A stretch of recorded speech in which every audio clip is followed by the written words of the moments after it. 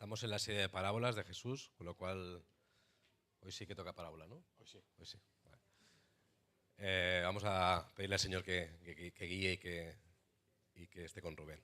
Señor y Padre, muchas gracias de nuevo porque podemos abrir tu palabra, podemos aprender de ti, recordar lo que tú dijiste hace unos cuantos años, pero que sigue siendo útil y necesario a día de hoy, Señor. Te pido que tu Espíritu esté sobre Rubén y que pueda transmitir todo aquello que tienes en su corazón para que sea de bendición y de ayuda a la Iglesia, Señor, y a cada uno de nosotros. En el nombre del Señor Jesús. Amén. Bueno, no preocuparos si la semana pasada no hubo parábola, hoy valdrá por 2 y entonces ya lo tendremos igualado el asunto, ¿vale? Vamos a abrir nuestras Biblias en el libro de Lucas, en el Evangelio de Lucas, en el capítulo 16. Y sobre todo, bueno, los que me conocéis sabéis que me gusta mucho explicar las cosas para que las entienda todo el mundo y sobre todo para que la gente más joven entienda lo que estamos explicando, porque muchas veces la Biblia tiene una escritura de hace 2000 años y nos cuesta un poco ligar las cosas. Bueno, pues os doy la mala noticia de que en esta parábola estamos en la parábola más difícil que hay en la Biblia. Dicen los eruditos, algunos de ellos, y he tomado notas, Barclay dice, esta es una parábola muy difícil de interpretar. Kendall dice, es una de las parábolas más difíciles de entender. Fitzmayer dice, es una de las parábolas que siempre ha causado más perplejidad a los comentaristas. Bueno, vamos mal. Vamos mal. Pero vamos a intentar qué podemos hacer con todo esto. Vamos a intentar darle una vueltita, a ver si somos capaces de que esta parábola, que es realmente un pelín difícil, podamos sacarle un provecho interesante.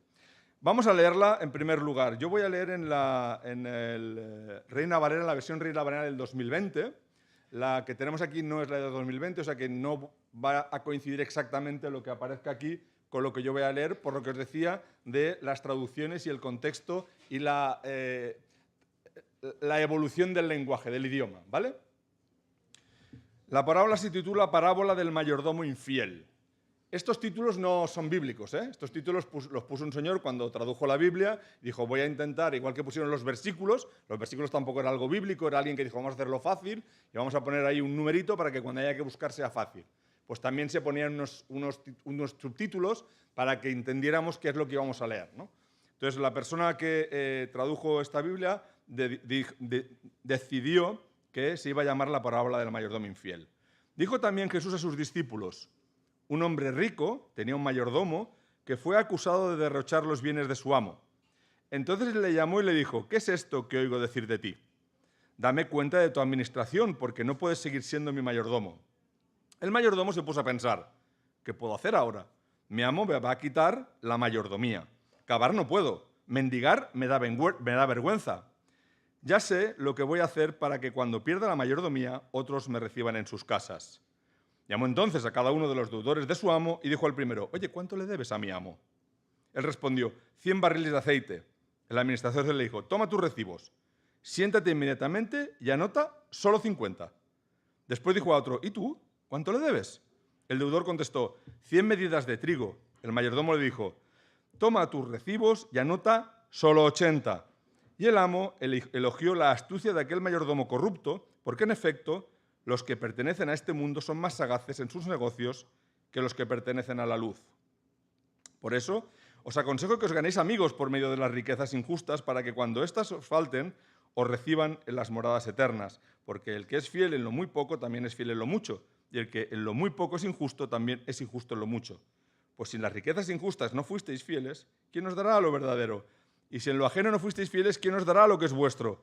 Ningún siervo puede servir a dos señores, porque odiará al uno y amará al otro, o estimará al uno y menospreciará al otro. No podéis servir a Dios y a las riquezas. Los fariseos, que eran avaros, oían también todas estas cosas y se burlaban de Jesús. Entonces les dijo, vosotros sois los que os hacéis pasar por justos delante de los demás, pero Dios conoce vuestros corazones.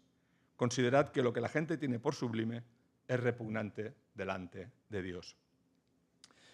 Y mirad si vamos a tener un problema serio, que ya el título no es muy bueno. O sea, mayordomo infiel no es lo que realmente es este hombre. Vamos a empezar por la palabra infiel. Aquí habla del mayordomo infiel, pero en otras versiones se habla del mayordomo deshonesto, desaprensivo, malo, con un carácter negativo, ¿verdad? Pero en cambio, en otras traducciones hablan del mayordomo prudente. La traducción interconfesional en catalán y la nueva traducción viviente de Tyndale hablan de mayordomo astuto y en otros lugares de sagaz. A ver una cosa. ¿Este señor es astuto o es deshonesto? ¿Este señor es sagaz o es desaprensivo? Para que veáis que ha costado a los traductores encontrar el adjetivo correcto para este personaje. Lo que está claro, supongo que estáis de acuerdo conmigo, que era un trapi, ¿no? ¿Sí? Era trapichuelo, oye, vamos a ver cómo lo solucionamos, apunta, cambia, esto sí que está claro para todos nosotros, ¿no? Pero saber si era más listo o más deshonesto es lo difícil. Y os voy a contar una anécdota. El señor Henry Ford, ¿os acordáis de este hombre? Fue el primer fabricante de coches en serie en el mundo. Era un señor americano. Fue de Estados Unidos a Irlanda porque él era de origen irlandés y quería encontrar el origen de sus abuelos, de sus bisabuelos. Quería saber qué había pasado con las personas de delante, ¿no? de sus antecesores. Y estando allí, una persona que estaba recogiendo fondos para un asilo de ancianos fue a verlo. Y le preguntó: señor Ford, ¿me podría donar $1000 para el asilo? $1000 en aquella época podrían ser 100.000 de hoy, para que entendáis. Era mucho dinero. El señor Ford firmó un cheque allí mismo por $1000. En el periódico del día siguiente aparece un artículo diciendo que el gran señor Henry Ford había donado $50.000 para el asilo de ancianos. Y el día siguiente de que aparece la noticia en el periódico, aparece el personaje que le había pedido los $1000 y le dice: mire usted, señor Ford, ¿puede darme otros $49.000? O yo puedo ir al periódico y decir que ha habido un error y que solo me ha dado 1.000. Esto es una anécdota real. ¿Este hombre era deshonesto o era astuto? El señor Henry Ford le dio los $49.000. Voy a intentar explicaros además lo que pasa en esta historia. Y voy a intentar explicarlo, como os decía, trasladándolo aquí.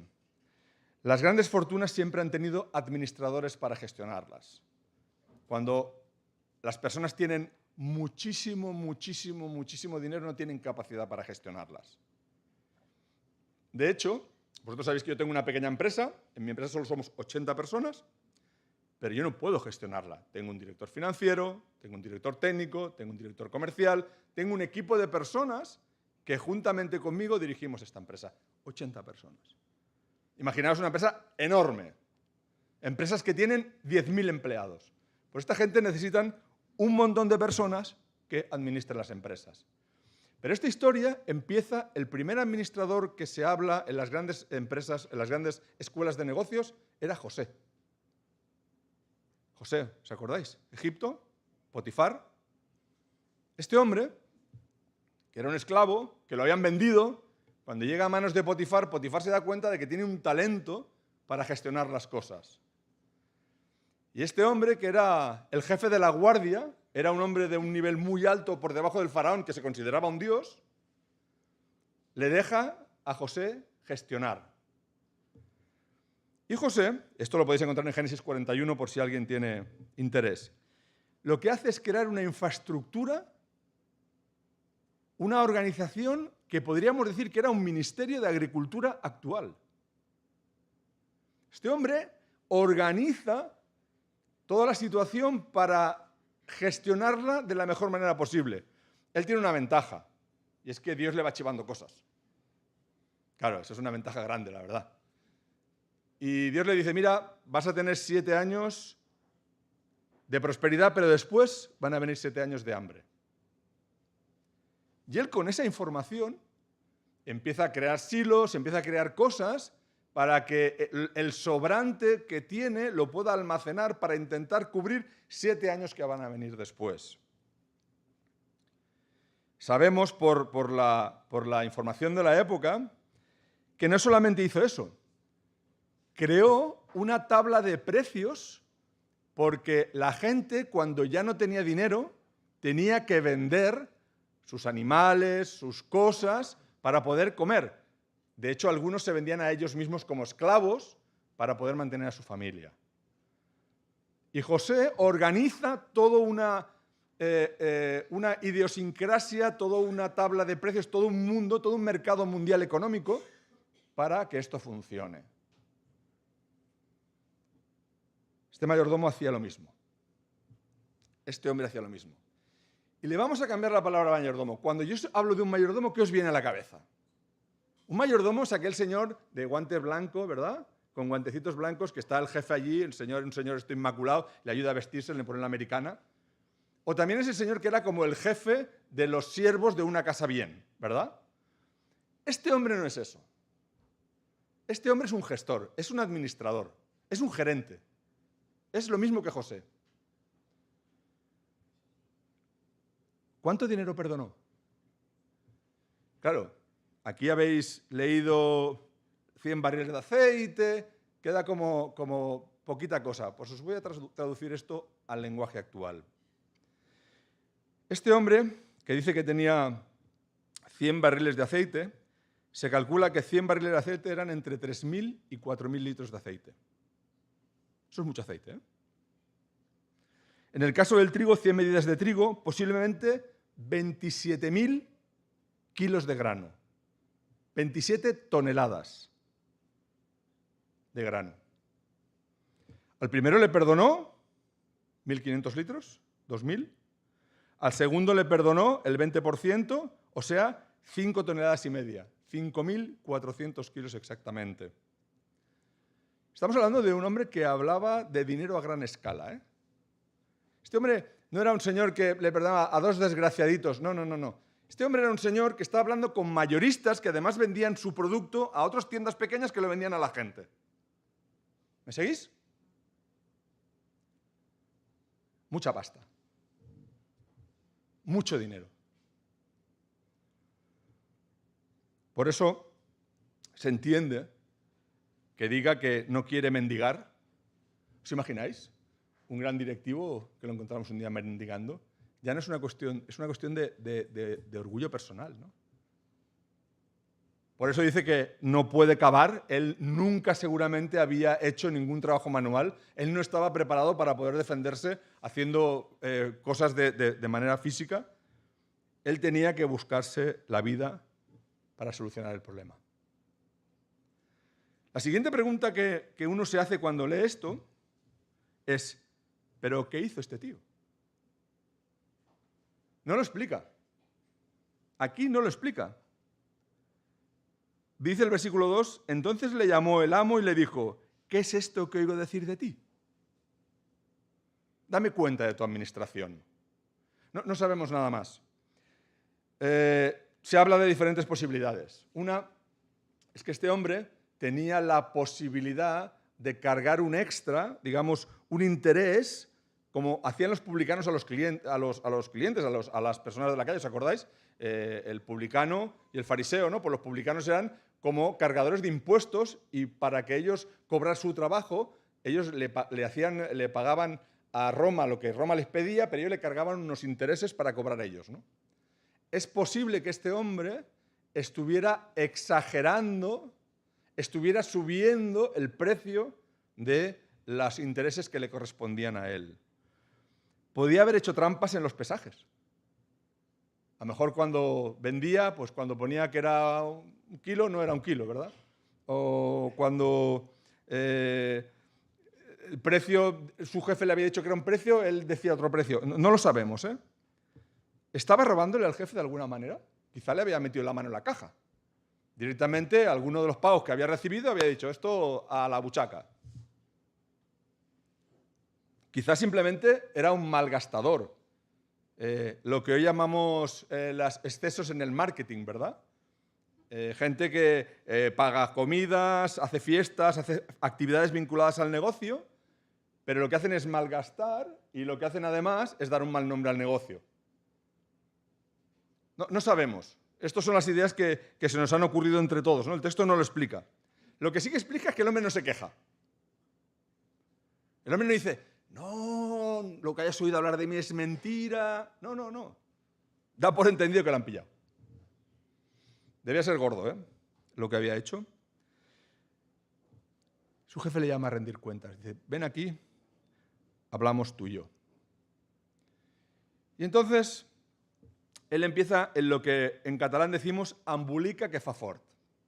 Dice, ya estoy en el lío metido, me va a echar, ¿qué puedo hacer para salirme de esta? Y empieza a moverse. Dice, ya está, voy a tomar una decisión, y toma una decisión rápida e inteligente. He dicho inteligente, no honrada. Inteligente. Va a hablar con los deudores de su jefe, les da la posibilidad de bajar su deuda.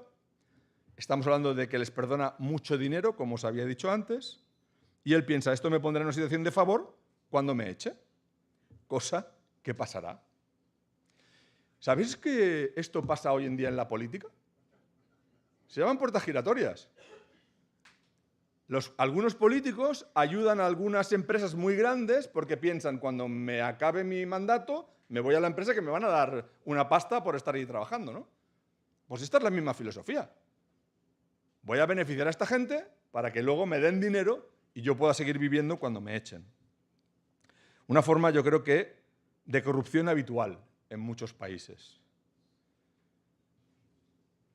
El problema de la parábola, porque hasta ahora el problema no es muy grande, ¿verdad? Hemos ido entendiendo, pero hay un problema bastante serio en esta parábola. Versículo 8. Y el amo elogió la astucia de aquel mayordomo corrupto, porque en efecto los que pertenecen a este mundo son más sagaces en sus negocios que los que pertenecen a la luz.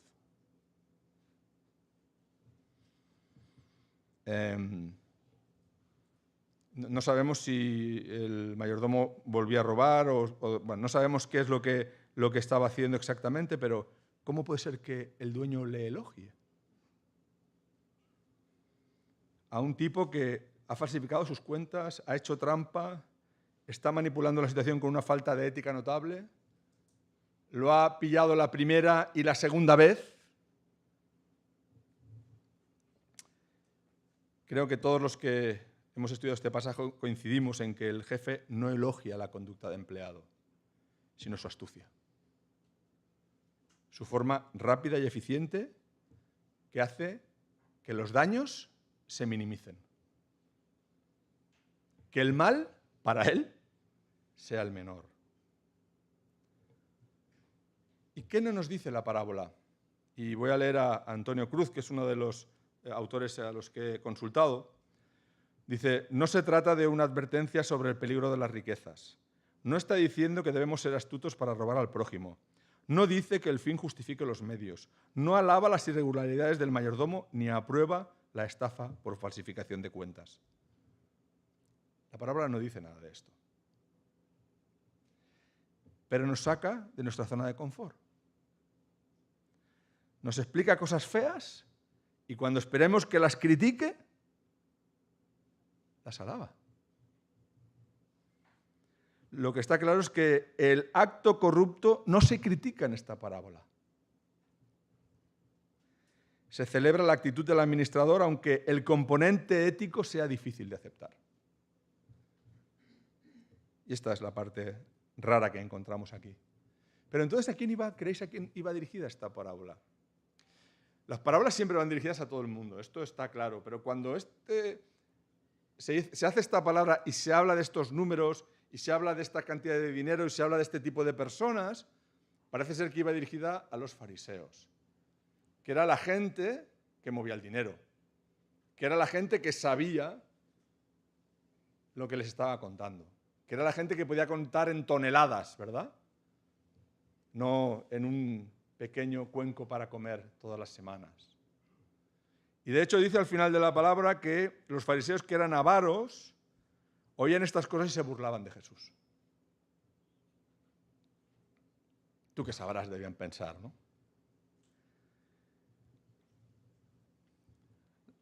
Él les dice, vosotros pasáis por justos, pero Dios conoce vuestros corazones. Y siempre que me he subido aquí me habéis oído decir que los fariseos de esta época, de este tiempo, somos nosotros. No en la connotación negativa, sino en la connotación que somos los que conocemos la palabra, lo que sabemos lo que dice la Biblia, lo que sabemos que quiere Dios de nosotros, somos los que estamos más preparados. Y yo creo que este mensaje, por lo menos a mí, me ha dicho, cuidado con creerte justo. Cuidado con pensar que estás administrando bien lo que Dios te ha dado, porque a lo mejor no estás siendo lo suficientemente útil a la obra de Dios. Creo que no basta con hacer el bien. Necesitamos inteligencia, inventiva, innovación, estar al día, conocer bien la sociedad, los gobernantes que nos rodean, las situaciones que tenemos delante de nosotros, usar las situaciones que vivimos para el provecho y la mejora del reino de Dios.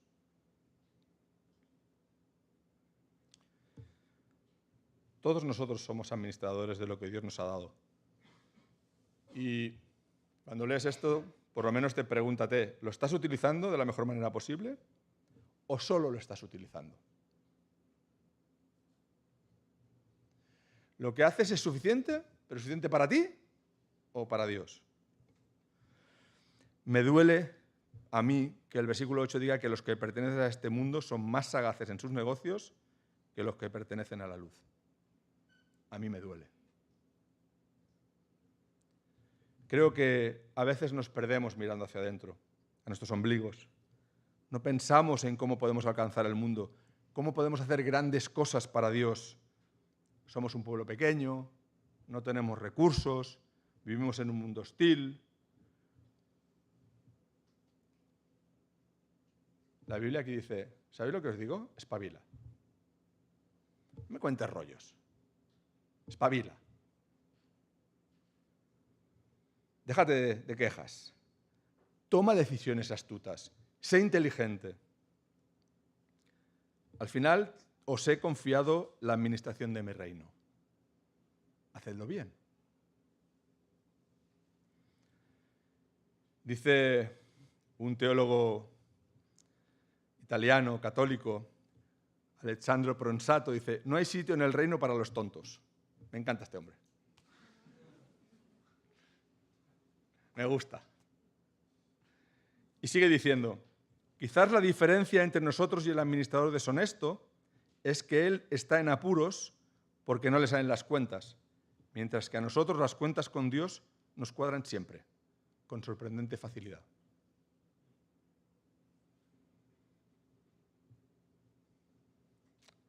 A lo mejor sin darnos cuenta también hacemos un poquillo de maquillaje para que las cuentas con Dios nos cuadren. Porque yo soy un buen creyente y yo ofrendo y vengo a la iglesia y soy buena persona. Y, bueno. Solamente recordaros que el cristianismo vino a romper moldes. Que el cristianismo vino a cambiar el mundo. Que Jesús llegó con un mensaje que golpeaba el alma porque les decía, ¿habéis oído? Pero yo os digo. ¿Sabéis que su mensaje está lleno de, sí, esto es lo que habéis oído, pero yo os digo otra cosa? En cambio, la historia ha ido apagándonos. Ya Nietzsche, el famoso filósofo negativista, dice de los cristianos, son todos muy iguales, tan pequeños, tan embotados, tan complacientes, tan aburridos. Me duele. Porque yo no quiero ser ni igual, ni pequeño, ni embotado, ni complaciente, ni aburrido. Estoy de acuerdo. Nos falta fantasía, inventiva, riesgo, aventura. ¿Sabéis qué pasa? Que quizá no estamos apurados en nuestra vida de fe. ¿Sabéis qué pasa? Que quizá no tenemos especiales necesidades para que se despierte nuestro instinto de supervivencia.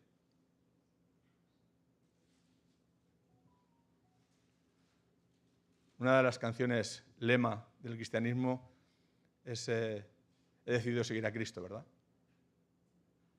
Un hombre que cantó esta canción cuando estaban matando a su familia y cuando acabó muriendo él mismo.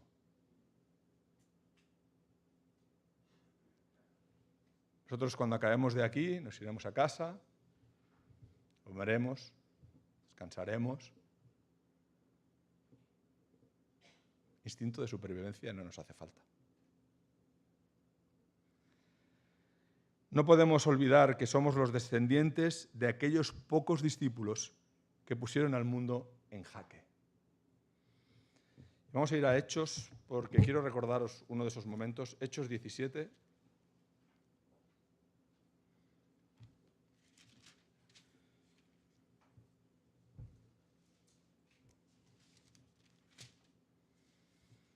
El alboroto en Tesalónica. Pasaron por Antípolis y Apolonia y llegaron a Tesalónica, donde había una sinagoga judía. Siguiendo su costumbre, Pablo asistió a sus reuniones y durante 3 sábados debatió con ellos. Desde las Escrituras les explicó y les demostró que era necesario que el Cristo padeciera y resucitara de entre los muertos. Y añadió: Jesús, a quien yo os anuncio, es el Cristo. Algunos de ellos creyeron y se unieron a Pablo y a Silas, y lo mismo hicieron un gran número de griegos piadosos. No pocas mujeres nobles, pero los judíos, movidos por la envidia, reclutaron unos cuantos maleantes callejeros que alborotaron a la población y provocaron un tumulto en la ciudad. Asaltaron la casa de Jasón con la intención de tomar a Pablo y Silas y ponerlos ante el pueblo. Mas como no los hallaron, tomaron a Jasón y a algunos hermanos y los llevaron ante la autoridad de la ciudad diciendo a voces: estos son quienes trastornan el mundo entero.